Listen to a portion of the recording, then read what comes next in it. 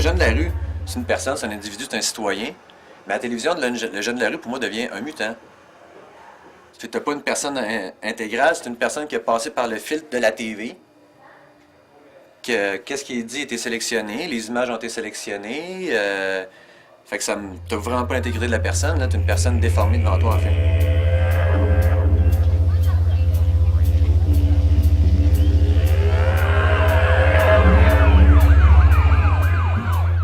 Ça nous cause beaucoup de frustration, beaucoup d'impuissance, parce qu'on se sent trahi par la société, on sent qu'il n'y a aucun intérêt pour ce qu'on a vraiment à dire. Aux nouvelles, il y a des punks qui protestent parce qu'un concert est annulé puis qui font du saccage. Mais c'est là qu'on va les voir. On les verra pas ailleurs pour qu'ils s'expliquent, pour qu'ils parlent de leur vision de voir le monde.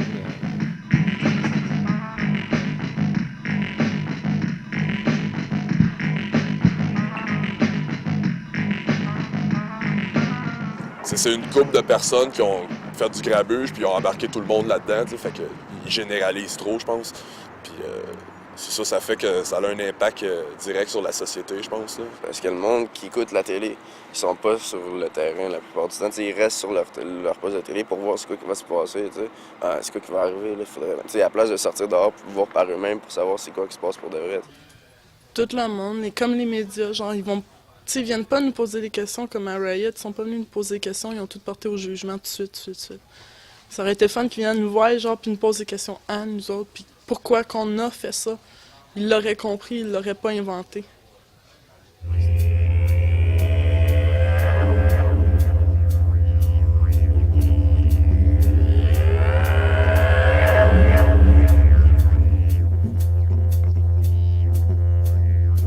Le problème, je pense, c'est que c'est peut-être 80% des gens écoutent que la télévision. Qu'est-ce qu'on retrouve à la télé? C'est de l'information, c'est 6 secondes par nouvelle, sans information de fond, souvent très dirigée vers une direction. Ce qui fait que je pense que la majorité des gens se retrouvent avec une mauvaise information et se retrouvent aussi à dire, avoir une vision du monde très simpliste, tu sais, où est-ce que finalement, t'as des bons, t'as des méchants, puis that's it. C'est tout le temps les mêmes nouvelles qui sont répétées partout, qui sont contrôlées puis qui sont analysées pour filtrer puis dire les bonnes affaires que le monde veut entendre. C'est comme justement dans un contexte que les gens ne croient plus vraiment que l'État est efficace, qu'il y a un désabusement par rapport à l'État, mais les gens se tournent un peu par rapport aux médias comme étant des chiens de garde de la démocratie. Mais c'est pas le cas. Ils grugent la démocratie, les mass-médias. Ils sont dangereux. Carrément, moi, je trouve que c'est dangereux. Il doit y avoir une étiquette avant les émissions comme ces cigarettes. C'est pas n'importe qui peut s'exprimer à Radio-Canada, c'est pas n'importe qui peut s'exprimer à TVA. Ça reste une minorité de personnes qui diffusent vers la masse.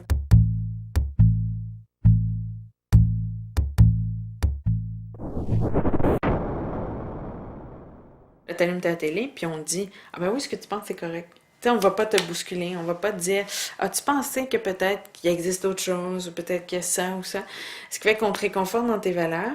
Et puis oui, ça crée une uniformité, une homogénéité de la pensée.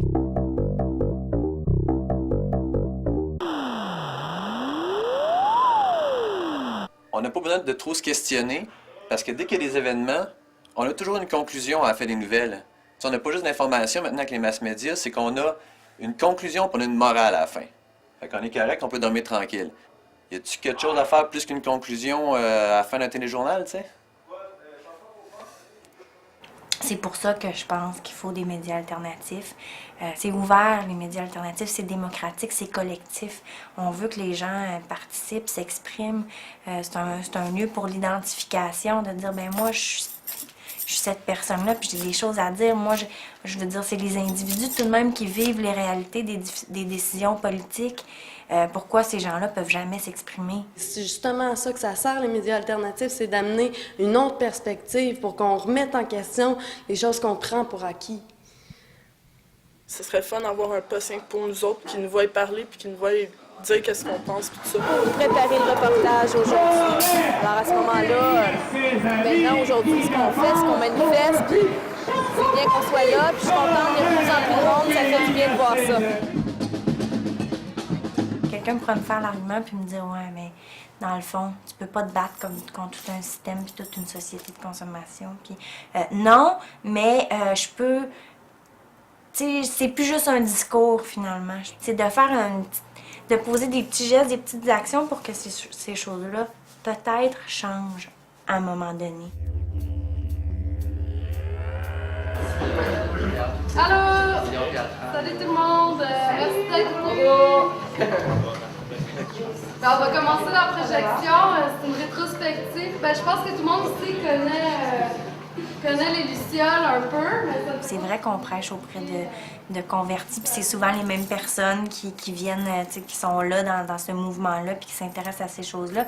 Mais tranquillement, pas vite, je pense que chacun de nous contaminons un peu notre entourage, puis ben on progresse tranquillement là-dedans, mais c'est sûr que c'est un gros défi des médias alternatifs de se faire connaître. Parce que la télévision traditionnelle, comme on disait tout à l'heure, c'est limité. Ça n'a pas... je veux dire, c'est pas... ils n'ont pas la volonté de diffuser ces films-là, ce qui fait que, nécessairement, cette volonté-là, ce qui fait que si tu vas chercher dans d'autres moyens de diffusion, mais il y en existe. Tu sais, t'as la diffusion en salle, t'as en ligne, sur Internet, t'as à travers le réseau des festivals, par la suite, t'as dans les écoles, mais sinon on vend les compilations. C'est une autre forme de diffusion qui est aussi pertinente, je pense, qui va peut-être amener un jour à une télédiffusion, sait-on jamais, je sais pas. Puis par rapport aux moyens de diffusion, ça serait aussi, je pense qu'on est rendu là qu'on a un besoin qui est clair d'avoir une télé communautaire, qu'on pourrait avoir accès à la télévision sans avoir le câble. Puis je pense aussi que ça va beaucoup par l'éducation. Ça va beaucoup par aller cogner aux portes des gens, aller dire, ben oui, il existe autre chose, voici ce qu'on a à offrir. Puis diffuser cette information-là, plus elle va être répandue, plus elle va être diffusée, plus les gens vont pouvoir dire, ah ben oui, je me reconnais là-dedans, puis j'ai envie de voir ça. On arrêterait aussi de diminuer les médias alternatifs en disant, ben là, vous êtes alternatifs, c'est la marge, ben c'est normal que c'est différent, puis que la vraie information vient des masses médias. Donc, moi, je voudrais qu'il y ait plus de support du gouvernement par rapport à ces publications-là, qu'il y ait plus de diffusion, qu'il y ait un support de la part de la société pour ces choses-là. En fait, ce serait d'amener les gens à se réapproprier un espace social. Tu vois, ce qui serait formidable, c'est de rétablir le dialogue. Au lieu d'être un dialogue de toi à ta télé, de ta télé à toi, que ce soit un dialogue de personne à personne.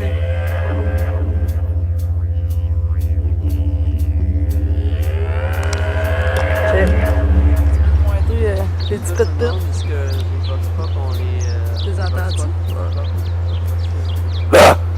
C'est vrai?